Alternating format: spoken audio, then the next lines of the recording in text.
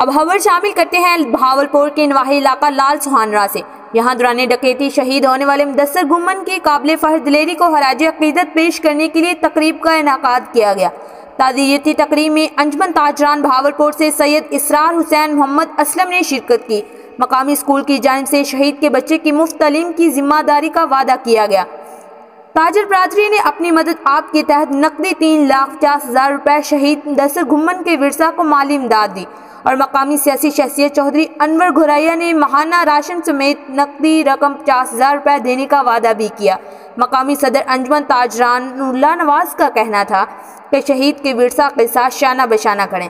تاجر برادری نے ضلع انتظامیہ سے مطالبہ کیا کہ شہید کے ورثہ کے لیے خصوصی پیکج فراہم کیا جائے، اور تاجر برادری نے وزیر اعلیٰ پنجاب سے شہید کے قاتلوں کو فوری کیفری کردار تک پہنچانے کا بھی مطالبہ کیا ہے۔ تاجران بہاولپور کی طرف سے کہ بھائی مدثر گھمن شہید کے گھر والوں کے لیے آپ ایک امدادی پیکج کا اعلان کریں، جتنا آپ سے زیادہ ہو سکے ہم اس کا انتظار کریں گے۔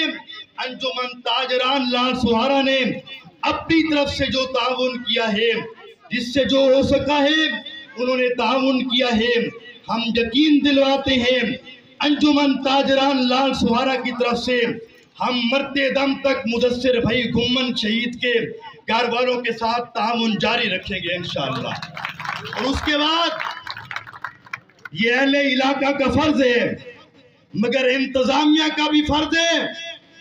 میں سوال کرنا چاہتا ہوں، ابھی تک انتظامیہ کو یہ چاہیے تھا کہ انتظامیہ خود آ کر اعلان کرتی، انتظامیہ خود کہتی کہ ہم بھائی مدثر گھمن شہید کے پورے گھرانے کے لیے کفالت کا انتظام کرتے ہیں، مگر افسوس کے ساتھ ہمیں یہ کہنا پڑ رہا ہے، ہمیں یہ مطالبہ کرنا پڑ رہا ہے۔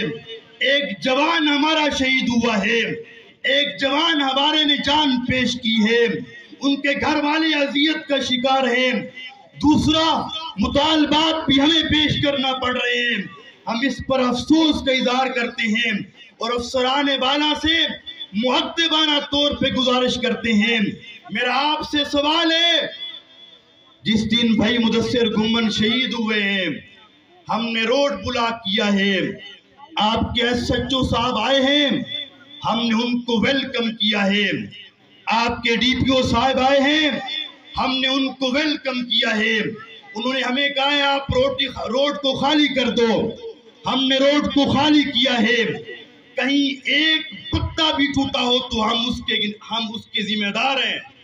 ہم نے کسی قسم کا کوئی نقصان نہیں پہنچایا ہے، پھر بھی ہماری مال جان محفوظ نہیں ہے۔ کیوں محفوظ نہیں ہے؟ میری دعا ہے کہ اللہ تبارک و تعالیٰ آپ سب کا یہاں پر آنا قبول و منظور فرمائے۔ آخر میں اتنا ہی کہوں گا، نہ چھیڑو ہمیں، ہم ستائے ہوئے ہیں، نہ چھیڑو ہمیں، ہم ستائے ہوئے ہیں۔